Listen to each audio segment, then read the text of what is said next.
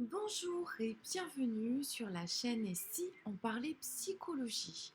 Aujourd'hui, on va aborder le terme de l'anorexie parce qu'il peut être flou, incompris, donc il est important d'en discuter et voilà, de comprendre les mécanismes et l'évolution vers le soin pour aller beaucoup mieux. Alors, déjà, on va définir l'anorexie, hein, comme d'habitude. Donc, l'anorexie ou anorexie mentale, elle est donc caractérisée à une restriction alimentaire extrême. Un poids corporel anormalement bas, donc l'IMC dangereusement bas, et une peur intense qui va être je ne veux pas prendre de poids.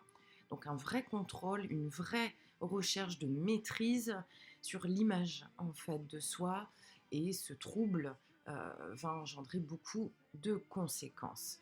Donc on cherche à modifier nos habitudes alimentaires et les influences sur notre perception de soi, l'image corporelle est complètement faussée.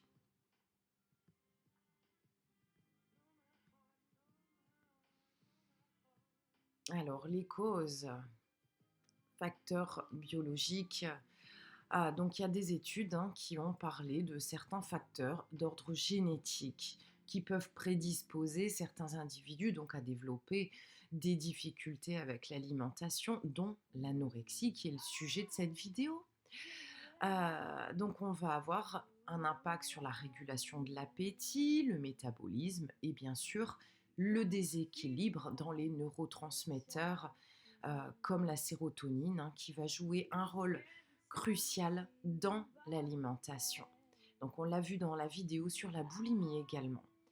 Facteur psychologique, l'anorexie, donc elle peut être associée, hein, à des troubles de dépression, de l'anxiété généralisée, des TOC aussi, troubles obsessionnels compulsifs. La peur de prendre du poids est intense et elle crée donc une image corporelle altérée, faussée, qui n'a rien à voir avec la réalité. Alors, il y a les facteurs socioculturels, bien sûr, avec la pression d'un corps idéal, l'image de voilà, on est très mince, on porte très bien les vêtements. On a aussi la haute couture, les défilés, voilà, tout va influencer cette image et on va stigmatiser, voilà, la prise de poids, l'obésité. Donc les attentes de minceur impactent forcément l'estime de soi.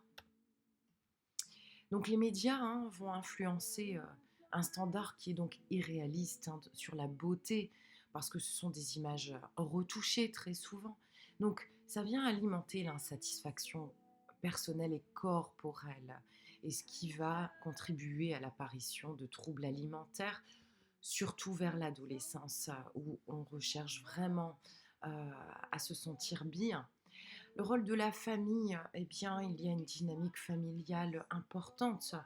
Hem, il faut que la famille ne soit pas trop critique sur l'alimentation ou au contraire dans la surprotection, parce que ça va renforcer en fait ces comportements désordonnés et la perception au poids, à l'image du corps, encore une fois, risque d'être impactée.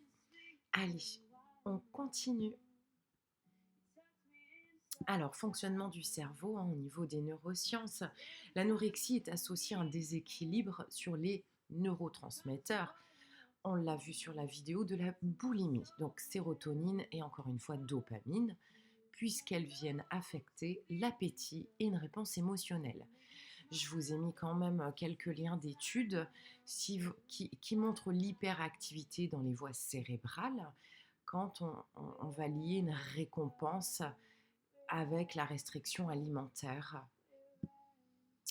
L'impact des émotions et des pensées, eh bien, les personnes qui souffrent ont souvent des pensées plutôt négatives, des émotions plutôt dysfonctionnelles, et ça vient renforcer l'évitement alimentaire.